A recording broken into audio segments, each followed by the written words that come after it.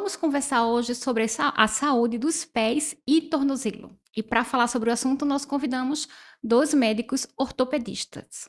Está aqui comigo doutora Clarissa Monteiro. Isso, boa noite, tudo bem? Boa noite, um prazer tê-la aqui.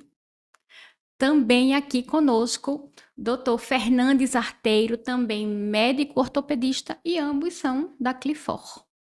Boa noite. Boa noite, que bom aqui receber vocês para a gente falar aí sobre a saúde dos pés e tornozelo.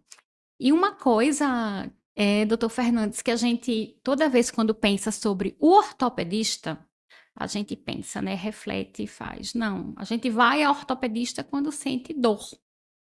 Mas quando a gente fala sobre pés, tornozelo, é assim, a demanda só aparece quando sente dor ou tem alguns sinais antes que podem dar algumas pistas.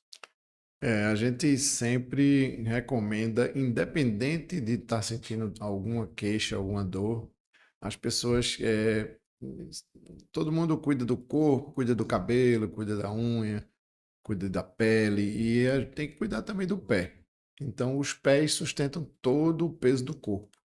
Os pés, sem os pés, nós não conseguimos nos locomover. Então, a gente recomenda, mesmo sem sentir nada, ter um cuidado com os pés e pelo menos uma vez no ortopedista, de preferência especialista em pé e tornozelo, para ver se tem alguma deformidade, principalmente se notar que tem alguma deformidade, já fazer essa consulta para prevenir, às vezes, algumas lesões. Algumas pessoas fazem atividades físicas, esportistas, também é importante cuidar dos pés. Do mesmo jeito que faz uma avaliação cardiológica, fazer uma avaliação ortopédica, não só dos pés, mas do joelho, da coluna. Então, antes de fazer essas atividades físicas, eles fazem essa avaliação ortopédica, importantíssimo. Antes de começar a atividade, fazer essa avaliação. Exato. A pessoa que está querendo começar uma atividade física, acho que vale a pena ir num cardiologista e num ortopedista. Porque a gente, né, Clarissa, quando a gente quer fazer uma atividade física, a gente pensa logo aí em fazer uma avaliação física, vai no cardiologista para ver se está tudo ok. Mas é importante aí esse serviço, a gente falando que o ortopedista aí tem o seu papel e a sua função. E uma coisa que a gente, quando vai fazer atividade física, a gente usa um tênis, né? E esse tênis muitas vezes, né, e que bom que ele é escolhido a dedo, né, o tênis tem que ser confortável, tem que ser um tênis, a depender da atividade, né, um tênis que suporte o impacto. E para quem tem joanete, como que esse tênis aí? Também outros calçados em geral. Mas antes, vamos explicar aí o que é o joanete. Então, né, para quem não sabe, o joanete é aquela bolinha que muita gente fala que tem no dedão do pé. Ah, meu dedo tem uma bolinha, então meu dedo tá ficando torto. É como a população geral caracteriza o joanete. Mas, no geral, ele é uma deformidade óssea, onde a gente tem aí um desvio do eixo daquele dedo. E por isso que fica com aquela bolinha, aquela calosidade. Na maioria das vezes, chama atenção principalmente das mulheres, né? Acho que no consultório, no dia a dia, as mulheres começam a se queixar. Muitas dizem, ai, não dói, mas decidem já mexer por questão de estética e principalmente a questão do sapato. Acho que nós mulheres, assim, principalmente as mulheres ortopedistas, entendem bem isso, porque nós usamos os sapatos todos os dias, né? Toda mulher acha que quando faz ali na adolescência já quer usar um salto. E aí o joanete vai aumentando e vai piorando. Então, de forma geral, em relação ao uso do calçado para quem tem joanete, tem que sempre dar preferência àquele sapato que seja mais largo, que, como a gente fala, a câmera anterior, né, que seja mais arredondada, que não faça aquele bico, que não aperte os pés. E principalmente em relação aí à atividade física, a gente começa a falar aí dos tênis, tênis de corrida, tênis para isso, tênis de pisada pronada, supinada, e a gente sabe que não existe muito disso. O tênis ele precisa ser confortável e não deve apertar os pés, principalmente a parte da frente, porque mesmo quem não tem joanete também não deve ficar apertando a parte da frente do pé, para não desenvolver aí outros problemas decorrentes do uso inadequado. A doutora Fernanda também deve ter esses pacientes que vai no consultório, porque usou um tênis e depois desse sapato começou com dor. Às vezes até já tinha deformidade, mas não era dolorosa. E de repente aí por um sapato inadequado, começa a sentir dor e aí que vai descobrir todo o histórico que ele já tinha e que se tivesse feito uma consulta antes, já teria evitado aí muitos problemas. Então, o sapato aí, o calçado, pode ser o estopim aí, doutor Fernandes. Sim, a tendência, o joanete ela é transmitido hereditariamente, então a pessoa já vai ter o joanete, se ele tem o joanete, ele vai desenvolver, provavelmente em alguma época da vida, em alguma idade, esse joanete vai aumentar ou não. E tem joanetes, por exemplo, pequenos que doem mais do que joanetes grandes. E tem pessoas que têm joanetes enormes e não sentem dor nenhuma e não se submetem à cirurgia. Mas o calçado, ele é um fator agravante. Por isso que as mulheres têm mais joanetes do que os homens. A deformidade é muito mais frequente na mulher, pelo uso dos calçados, que são diferentes dos calçados masculinos. Então, esses calçados, a gente sempre recomenda, se tem joanete, se tem um joanete mesmo pequeno, se ele não está doendo, não use nada que aperte, que vai aumentar esse joanete provavelmente. E vai Hum. começar a doer e vai precisar operar.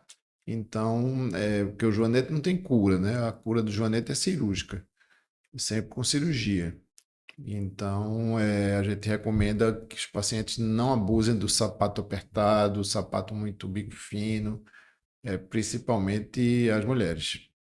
E aí? E o doutor Fernandes falou aí da questão da cirurgia, doutora Clarissa. Quando que a cirurgia para joanete é indicada? Tem casos que não precisa de cirurgia, é só acompanhar? Então, a correção do joanete, ela é cirúrgica. Agora, o momento de operar é quando ele está incomodando e causando dor ao paciente. Então, o paciente ele pode chegar e chega no nosso consultório algumas vezes não querendo operar, mas a gente sempre deixa bem claro que não vai ter uma correção daquela deformidade sem cirurgia. A gente tenta aí muitas vezes fazer o alívio do paciente, uma analgesia, passa uma fisioterapia, orienta em relação ao tipo de calçado mais adequado que ela deve fazer uso, mas sempre deixando claro que a patologia em si do joanete, para ter a cura da deformidade, ela é cirúrgica. Antigamente, e até hoje, acho que tem algumas pessoas que tendem a usar algumas órtesezinhas para puxar o dedo, utiliza no sapato, mas o que a gente percebe, e que já tem alguns estudos, que eles acabam piorando a deformidade e que muitas vezes é melhor tratar o joanete na fase inicial, quando ele não está com outras deformidades associadas, né? O joanete em si, ele pode levar à deformidade dos dedos. Acho que todo mundo conhecia aquela vozinha que tem os dedinhos meio tortos, que principalmente as mais antigas, que não cuidou disso. Existia um tabu da cirurgia do joanete, delas ter recidivante, né, dela sempre voltar, e também existia o tabu da cirurgia do joanete, ela ser muito dolorosa, ter um pós-operatório muito difícil, que o paciente ficava sem andar, mas hoje com as novas técnicas, principalmente as técnicas aí minimamente invasivas, a gente tem uma cirurgia mais elegante, digamos assim, e com um pós-operatório muito mais bem tolerado para aquele paciente, né? Pode ser qualquer idade operar a joanete, doutor Fernandes? O joanete ele não tem muita idade para aparecer. Ele pode aparecer desde um adolescente até uma pessoa com 70, 80 anos. A gente opera pacientes de 80 anos, a gente opera pacientes com 16, 17. A gente evita operar adolescente e a gente só opera, tem que esperar um pouco até completar o crescimento do pé.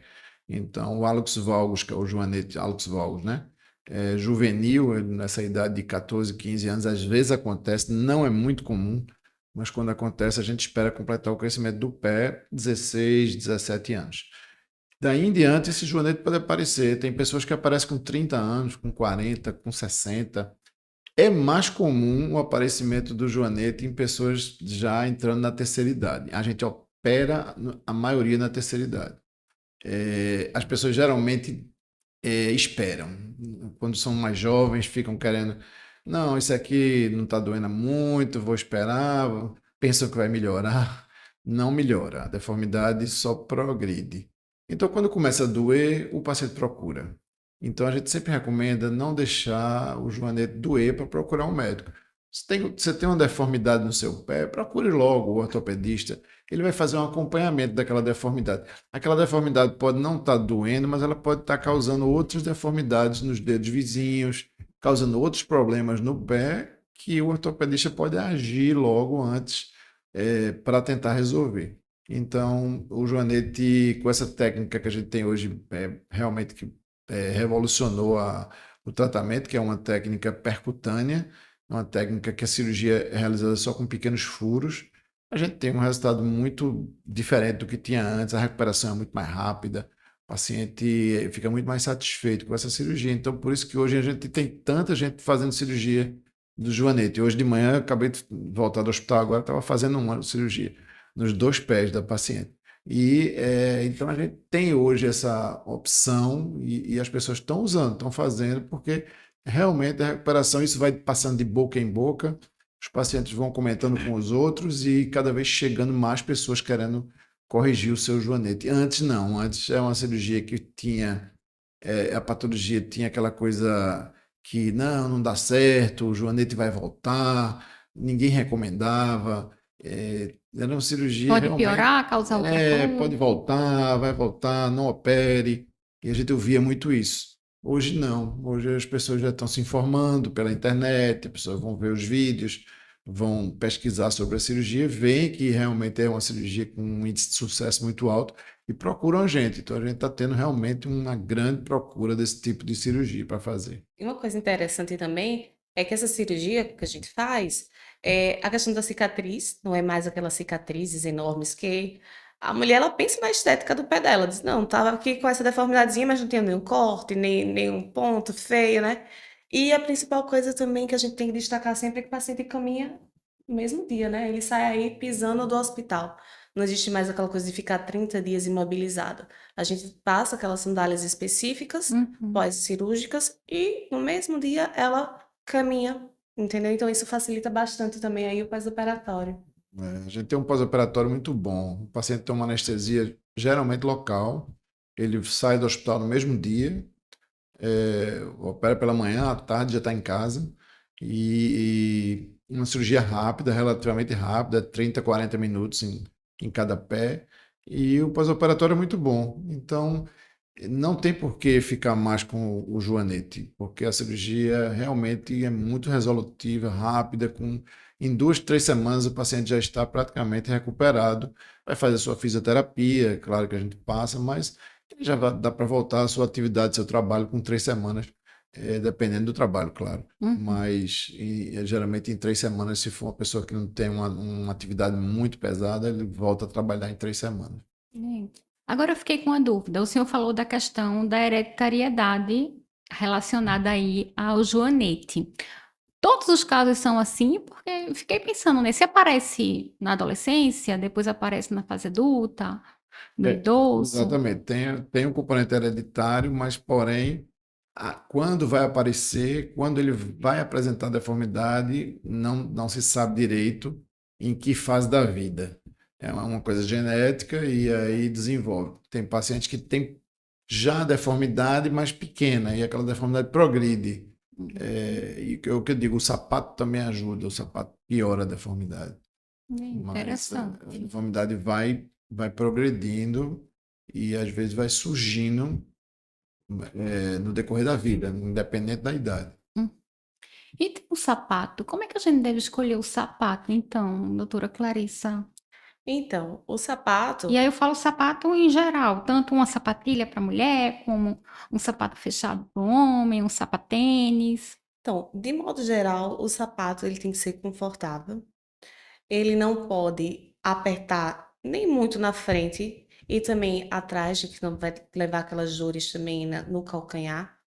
O sapato ele tem que ser com o bico um pouco mais arredondado, tanto para o homem quanto para a mulher, o sapato fechado, porque a gente não pode esquecer que os sapatos sociais, alguns também são mais estreitos do que outros. Vou lhe mostrar o meu aqui, viu? Não é nada arredondado, não. Então, dá preferência a sapatos mais largos, que não venham a apertar os dedos.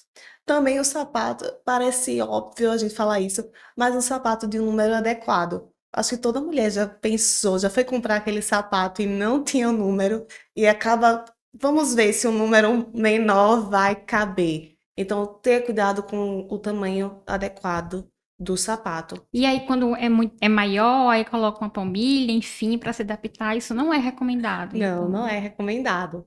Nem muito grande e também nem apertado. O sapato ele tem que caber o pé confortavelmente. Em relação aos sapatos aí de atividade física, escolher um tênis que não seja muito mole. Então, como é que a gente sabe disso? A gente vai pegar o tênis e vai tentar dobrar. Esse tênis adequado, ele tem que ser um pouco maleável, mas uma ponta não deve tocar na outra. Então, se você tem esse tênis de corrida e ele é muito maleável, ele também não é tão adequado, porque ele vai passar muita sobrecarga para o pé. Também as famosas rasteirinhas que nós tanto gostamos, principalmente aí no verão, principalmente aquelas mais duras, devemos evitar, para evitar também outros problemas como a fascite plantar, outros tipos de deformidades que também causam aí tantas dores. Então, assim, sempre passe no ortopedista, tire suas dúvidas. Eu sempre falo para o paciente que leve foto dos sapatos que tem em casa. Tá com dor, principalmente a mulher. Chega essa questão de dor no pé, ou então da deformidade de joanete, de outras coisas. Eu sempre pergunto, quais os sapatos que você usa? Na próxima consulta, traz uma foto, ou então traga o sapato que você mais usa, para que a gente possa avaliar se de repente está adequado, se isso está gerando mais dor, se isso está piorando tal deformidade, entendeu? Então a gente sempre tem esse cuidado e principalmente provar. Acho que na era da tecnologia, Pois é, a gente muito, pede muita coisa online. muitas vezes a gente acaba olhando, diz, ah, é bonito, na foto parece ser confortável, e a gente acaba tendo essa facilidade e optando por tal facilidade. E muitas vezes isso tem causado algumas queixas no consultório também. Então, uma dica é: prove seu sapato. Sempre prove. Ah, mas é o mesmo modelo que eu sempre uso. Prove. Às vezes um modelo fica com uma forma um pouco maior, às vezes você usa o mesmo, mas às vezes aquela determinada marca tá com uma forma um pouco menor. E às vezes a gente quer se adaptar para não perder o sapato e acaba usando sapato muito apertado. Acho que muitas vezes geram aquelas doritinhas até nas unhas, né? Que já as mulheres, a gente tá com um calinho aqui no quinto pé, o sapato tá apertando, aquelas sandálias de tiras, que acho que quem nunca teve um calinho ali no quinto É, dedo, né? E a gente usa mesmo assim, diz, não, vai melhorar, continua usando, e aí a gente pode estar gerando alguns problemas mais sérios nos nossos pés. olha aí, bem importante aí. Uma grande aula sobre como escolher agora o sapato. Quando terminar aqui, eu vou lhe mostrar a minha Vamos olhar, sapatilha, porque sim. é aquela bicuda assim.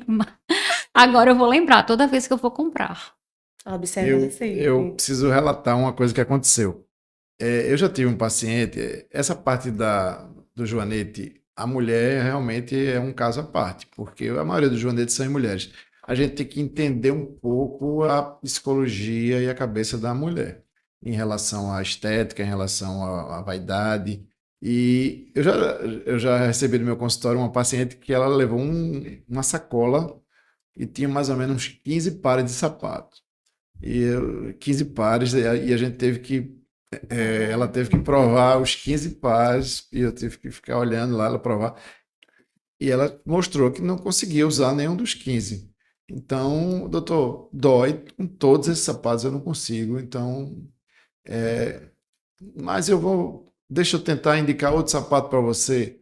Chega um ponto que o paciente ele está sentindo dor quando usa sapato só. E a gente, às vezes, vai mudar o sapato, a paciente não quer. Tem paciente que faz, doutor, eu quero me operar. Eu não quero mudar o sapato, eu não admito usar esse sapato de freira, esse sapato de velho, esse sapato horrível. Então, quando eu indico um sapato ortopédico, que não são sapatos bonitos, e o paciente não admite a vaidade feminina. A gente tem que entender isso. Às vezes eu indico a cirurgia, digo, ó, tudo bem, então não vou forçar você a usar esse sapato que você não quer. Ela não vai usar. Ela não vai usar de jeito nenhum o sapato feio que eu estou indicando para ela. Para tirar a dor dela, ela prefere ficar com dor com um sapato bonito, mas, ou prefere fazer a cirurgia. Então, já indiquei muitas vezes cirurgias porque o paciente realmente não quer usar aquele sapato que eu passei. ela quer usar o sapato bonito. Então a gente tem que fazer a cirurgia para ela voltar a usar o sapato dela, que ela gosta de usar. E eu tive pacientes já com problemas assim, psicológicos, de vergonha do namorado, que não conseguia arranjar namorado, que achava que era por causa do pé, que tinha vergonha de botar uma sandália quando ia conhecer um rapaz que estava com namorado, A então praia, né? E para a praia, botava o pé embaixo da areia. Tem muito disso, desse universo feminino que é importante a gente entender, porque realmente o pé não é bonito. O pé com joanete, ele é um pé com deformidade, então não posso dizer que é um pé bonito. E aí a gente tem que entender essa parte aí. E realmente, às vezes, a gente faz a indicação cirúrgica porque a paciente quer fazer, ela não vai admitir ficar com aquele pé que ela está considerando feio e que ela quer usar o sapato dela bonito. Então, ela pode se operar. Nesse caso, a gente faz a cirurgia pela estética e pela deformidade, claro, que ela tem. A gente fala assim, às vezes, em tom de brincadeira, mas, assim, isso é muito sério. Eu já tive colegas, até amigas pessoais, que deixavam de ir para determinados lugares local. se aquele local ela tivesse que usar um sapato aberto. Por exemplo, festas na piscina, que tem que usar sandálias de dedo. As pessoas deixam de ir por conta da deformidade do pé. Usar determinados saltos, a gente sabe que festa ali tem determinadas festas que tem sapatos específicos, né? Então deixam de ir, dar alguma desculpa para não usar o sapato. E muitas vezes, para esconder, usam sempre sapatos fechados e acabam piorando a deformidade. Então, às vezes o que a gente considera estético, por ela não sentir a dor física, mas tem a dor psicológica, né? Tá gerando um impacto social. Aquela pessoa tá se retraindo, muitas vezes adquirindo outras ansiedades que a gente vê tanto aí no nosso meio, né? Se falar tanto disso, mas os pés também são causa de ansiedade em muitas pacientes. Então, o que a gente é estética, muitas vezes para ela não é. E a gente tem que ter essa sensibilidade no consultório também, para indicar um procedimento, mesmo não tão doloroso fisicamente, entendeu? A É, mulher ela tem a vaidade, mesmo jeito que ela pinta a unha da mão, ela pinta a unha do pé, ela faz o pé. A gente vê que tem pacientes que chegam no meu consultório que acabaram de pintar as unhas, elas pintam as unhas para vir para o médico às vezes, porque não olha. quer chegar no médico com o pé sem ser Isso, que pintado é as o unhas. seu pé bem cuidado, Exato, né? né? O homem não cuida tão bem do pé quanto a mulher. A mulher é mais vaidosa do que o homem no geral. Sempre foi, mas realmente nos pés elas são bem mais vaidosas do que os homens. Até porque elas usam sapatos abertos, elas expõem mais o pé do que o homem. O homem fica mais com o sapato fechado. Isso. Doutor Fernandes, quando a gente fala aí sobre o sapato, né? Enfim, Clarissa trouxe aqui o exemplo da rasteira, da sandália rasteira. Que a gente pode imaginar que possa ser até mais segura, né? Porque, enfim, não é fechada, não é o salto alto, mas também pode causar aí problemas. E por que que eu tô trazendo isso? Eu contei aqui antes da gente começar que eu já tive uma entorse. E aí foi com uma rasteira, eu tava de rasteirinha. E quando as pessoas me viam, né, enfim, eu fiquei um tempo aí, fiquei até andando assim com dificuldade com a muleta, queriam saber da história. Disse que caí, que tive uma entorse. Ah, você estava usando plataforma, você estava usando um salto alto, né? Associa já aí ao tipo de um sapato aí que seja mais alto. Mas a rasteirinha, dependendo da sua pisada, pode causar uma bronca também. A rasteirinha é mais ou menos como se você tivesse sem sapato, né? Como se você tivesse quase descalço, porque você está com o pé arrastando ali no chão. Aquela sandália rasteira que prende no calcanhar, que tem a tira no calcanhar, ela é mais segura. A outra rasteirinha, sandália que não tem a tira atrás, ela é menos segura, porque você tem que sempre estar encaixando o pé a cada passo que você dá, você tem que encaixar para a sandália não sair do pé. E cansa a musculatura do pé, cansa muito mais do que a outra sandália. Tanto é que aquela sandália que tem a tira atrás que prende, você anda com mais facilidade, você não cansa tanto o pé. Se você colocar uma sandalinha dessas, tipo Havaiana, e você for andar assim uma distância grande, você vai ficar cansada logo. Sua musculatura vai cansar logo. Então, a outra sandália realmente permite que seu pé não desgaste tanto, mas em relação à entorse, ela é como se você tivesse sem sapato. Qualquer sandália dessas assim não segura o tornozelo. O que segura o tornozelo é um tênis, é um sapato fechado, é uma sandália fechada, mas que envolva o tornozelo. Essa aí vai prevenir mais as entosses. Por isso que é tão importante quando vai fazer atividade física colocar um tênis adequado, né? Tá explicado aí para evitar aí no Sempre impacto. fazer de tênis e se for para alguma festa, carnaval, principalmente no carnaval, a gente recomenda o tênis, porque a gente vê muito acidente no carnaval por causa de uso de sandália inadequada. E aí o carnaval da gente é muito movimentado, com muito salto, com muito movimento brusco, com bebida, tá? Então tem muita lesão no tornozelo nessa época do carnaval, principalmente, e festas em geral, né? Recife é uma cidade com muita festa. E tem festa toda hora e tem muita gente machucando o tornozelo. Olha aí. Imagino que emergência, urgência deve chegar aí. Quando é época de festa, sempre tem casos, doutora Chega muita Clarissa. entosse, muita entosse. É, Agora é a época, né? São João. São João, São João também não forró, é só carnaval. dançar, uso de bota. São João acho que tem tão quanto o carnaval, não, talvez não tanto, mas porque a gente vê, o pessoal vai muito para terreno irregular, né? Então tem interior, tem pessoal que vai para granja, para fazenda, por São João no interior, aí dança nos terrenos bem irregulares e a gente tem muita. E chega bastante entosse, né, no plantão da urgência. Eu acho que tá aí meio a meio com a dor lombar, né, digamos assim, do que chega.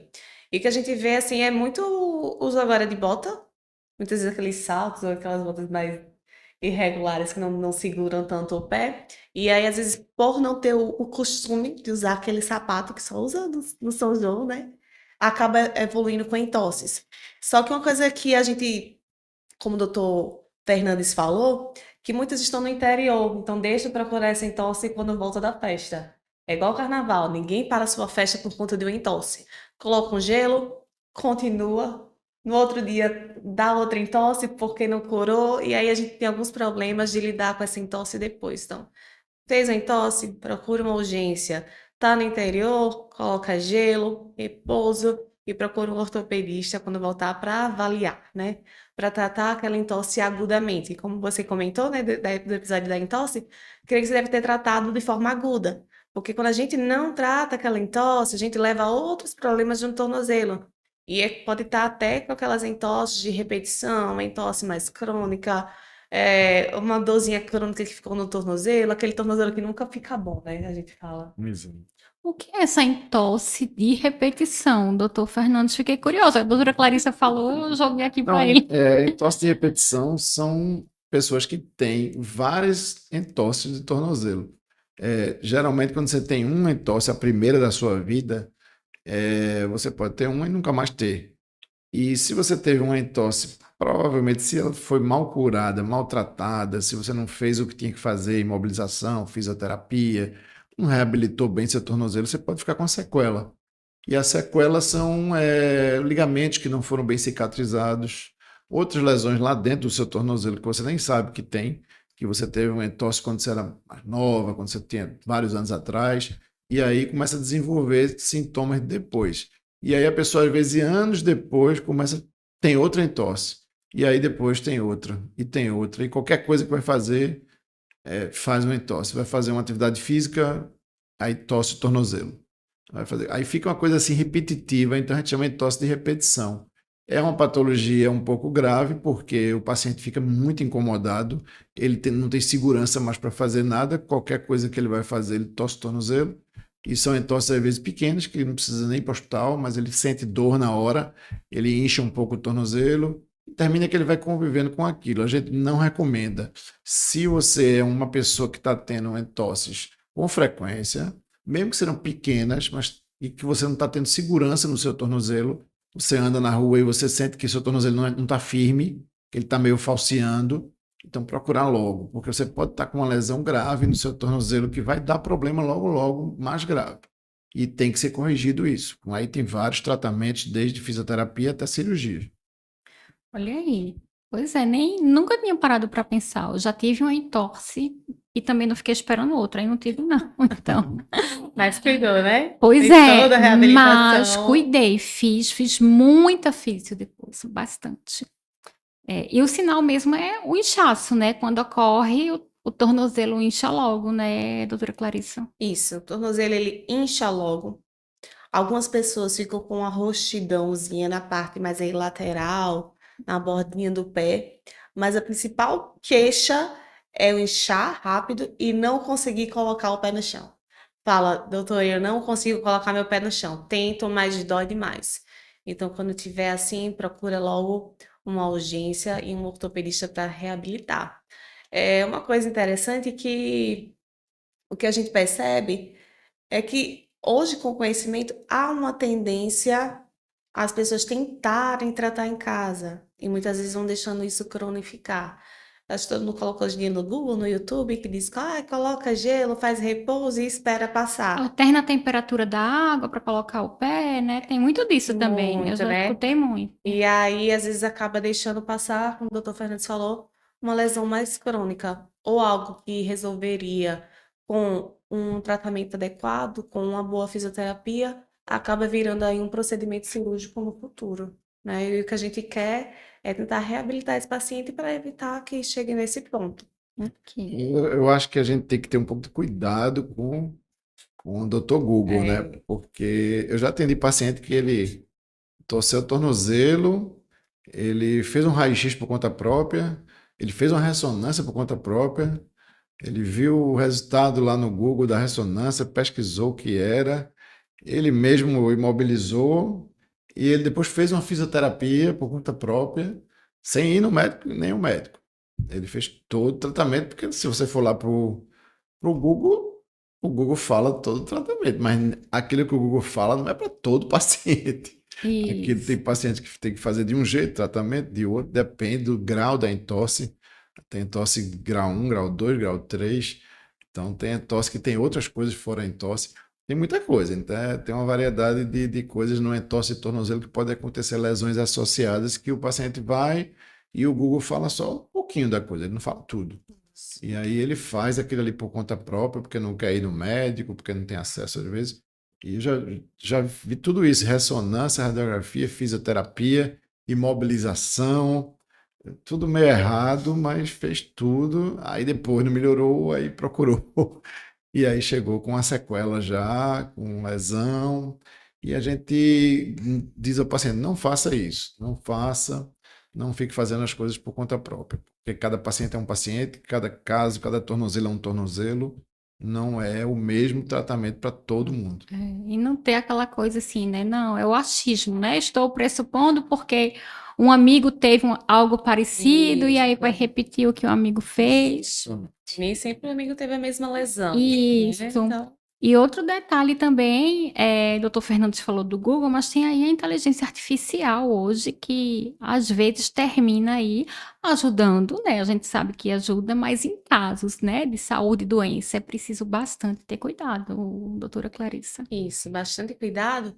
E também o que a gente tem se falado tanto na inteligência artificial, ela vai responder o que você pergunta, mas nem sempre você sabe perguntar.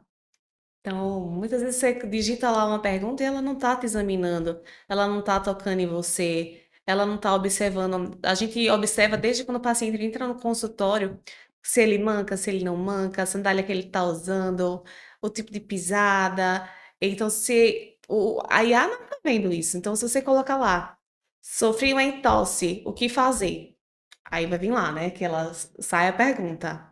E aí no final a inteligência artificial sempre coloca se respondeu, se vai perguntar mais coisa. Só que ela não tá avaliando que tipo de entorse que você sofreu, o mecanismo de trauma que você E estava se foi uma entorse fazendo. mesmo, né? Ainda tem isso também, Justamente. né? Pois Então tem que é. lembrar que aí ela só vai É, perguntar bem direto ao que você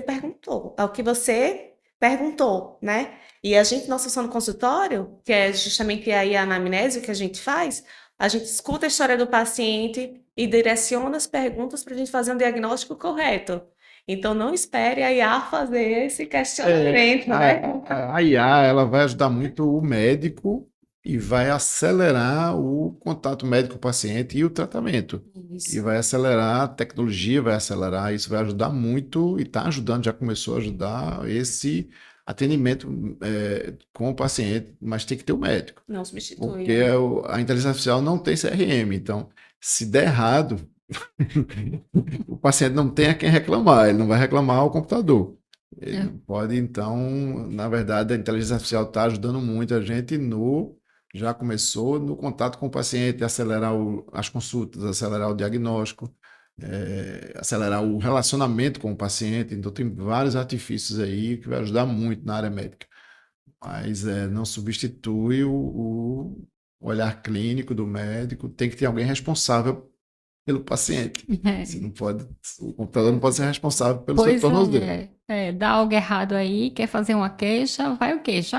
Imagina, vai lá no Conselho Regional de Medicina aí do seu estado e vai dizer o quê? Foi a IA, né? Então, assim, é como ele falou, né? A IA não tem CRM. Doutor Fernandes, a gente precisa ainda falar sobre a fascite plantar. O senhor falou aí no começo aí do nosso episódio que pessoas que praticam esporte, que correm, podem ter aí um risco aumentado para determinados problemas aí, né, nos pés e tornozelos. Fascite plantar é uma delas.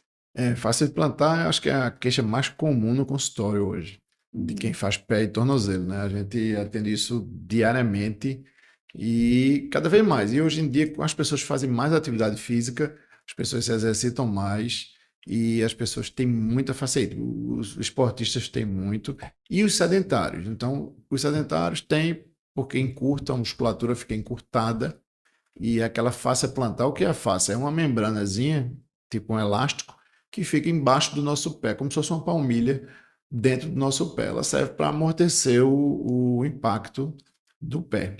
O pé sustenta todo o peso do corpo. Então, o peso todo termina lá no pé. Então, essa face, essa membrana, ela sofre muito quando tem, por exemplo, pessoas com excesso de peso, pessoas sedentárias, pessoas encurtadas, pessoas que passam o dia todo em pé, que trabalham em pé, vigilante, carteiro, tem muito carteiro, o pessoal dos Correios tem muita faceite. Então, todas essas atividades que ficam em pé o dia todo, tem muita faceite. E os corredores, a gente trata uma gama de pacientes. Tem até criança hoje em dia com faceite, porque são crianças hoje muito sedentárias, vendo televisão, computador, que não fazem atividade física, e os meninos vão ficando encurtados. Então, muita criança agora que não tinha, e a gente está encontrando agora crianças com dores embaixo do pé, e tem que tratar até em crianças. Então, assim, é uma patologia que preocupa, porque a incidência é muito alta, tira do trabalho, a pessoa não consegue trabalhar, a pessoa não consegue nem andar direito, não consegue fazer nada, dói bastante. As faceites às vezes se prolongam por muitos meses. A gente tem uma gama de tratamentos hoje contra a faceite, desde fisioterapia, até infiltrações, até terapia de onda de choque, que é um aparelho que a gente faz com um sucesso grande nessas coisas, de faceite plantar, até tendo que afastar o paciente durante um bom tempo do seu trabalho. Mudança de calçados, fisioterapia, dá um trabalho grande curar a faceite. Então, e eu recomendo o seguinte: o paciente chega no consultório, eu estou com essa dor no pé, doutor, há 3 meses, então sua faceite já é crônica, já demorou para vir para o consultório. Tem que vir para o consultório logo. Começou a doer, uma semana de dor, doeu, tem que ir logo. Dói na frente, dói atrás. Embaixo do calcanhar. Embaixo do calcanhar. Quanto mais cedo ele chegar no consultório, mais rápido ele vai ficar bom. Se ele demorou 3 meses para chegar, 2 meses, ele já chegou com uma faceite plantar crônica, e essa faceite vai demorar para ficar bom. É uma queixa, os pacientes ficam muito chateados porque demora meses às vezes para ficar bom.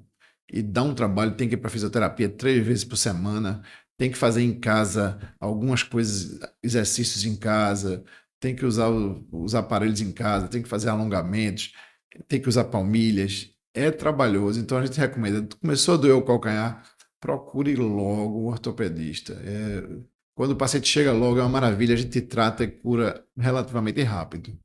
Então, tem que ter comprometimento e paciência, né? Tem. Muita paciência. Tem paciente que faz tudo direitinho, fica bom. Tem paciente que não faz, deixa, aí fica um ano com faceite plantar. e não consegue nem ir no shopping. Vai no shopping, daqui a pouco senta. Então, a queixa do paciente é essa: doutor, vou na esquina, eu não consigo chegar na esquina, que eu começo a mancar, aí não consegue desenvolver uma caminhada curta. Então, atividade física que não faz mesmo. E eu imagino, doutora Clarissa, o quanto as pessoas que realmente praticam atividade física, né? Enfim, já faz parte da rotina aí, que a gente sabe que, felizmente, muita gente reconhece, né, o poder aí da atividade física, que funciona hoje como remédio, nós sabemos. E aí, quando tem um caso como esse, né, não consegue mais praticar, e o quanto é importante aí procurar logo. Procurar logo. E principalmente aí os corredores iniciantes, ou as pessoas que decidem correr por conta própria, sem orientação. A gente vê muito disso. Às vezes o uso inadequado do sapato, uma sobrecarga maior, ou não faz aí uma planilha adequada e acaba fazendo uma sobrecarga maior. Então, aí, como o doutor Fernandes falou, a gente tem hoje em dia uma gama de procedimentos. E a gente sempre tenta aí, se você é um corredor já tentar associar a fisioterapia e as ondas de choque, né, para tentar aí acelerar, elas caminham bem e respondem bem. E só para deixar claro aí para quem está assistindo a gente, o que seriam essas ondas de choque, né, que a gente tanto fala. Essas ondas de choque, ela não é aquele choquinho. Acho que os pacientes perguntam, doutor, é aquele choquinho que faz a fisioterapia? Não, não é aquele choquinho. Né? A terapia de onda de choque é uma onda mecânica feita pelo médico habilitado em fazer essa onda de choque, onde vai procurar ali uma onda mecânica que vai gerar uma reação inflamatória ali no local. Alguns pacientes sentem um pouco mais de desconforto na sessão, principalmente aqueles casos que estão um pouco mais inflamados, mas a gente consegue ver aí uma boa melhora. A partir daí da segunda, terceira sessão, eles já chegam referindo melhora e associando com a fisioterapia para tentar fazer com que aquele atleta volte a fazer suas atividades mais precoces, porque quem é atleta ele não quer parar. Então a gente tenta aí combinar coisas, a gente tem aí mecanismo para tentar trazer ele mais precocemente possível para suas atividades. E aí? Que bom. É isso, a gente chegou aqui ao fim do nosso episódio. Se deixasse, a gente continuaria mas muita coisa falando, pra falar, né? tem que Pois tá é, mas entendendo. acho que a gente conseguiu aí esclarecer aí os pontos principais do assunto. Doutora Clarissa, muito obrigada. Eu Muito que bom tê-la agradeço aí pelo aqui. espaço. Bom.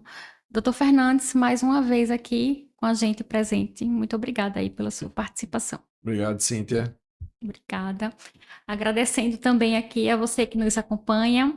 Se você chegou agora, volta aí um pouquinho que você vai ver, vai ouvir muito sobre saúde dos pés e tornozelos. Esse episódio ele fica disponível, se você quiser, pode compartilhar também e pode acompanhar os destaques da nossa conversa também no nosso Instagram, JC_PR. É isso, a gente vai ficando por aqui e até a próxima quarta-feira.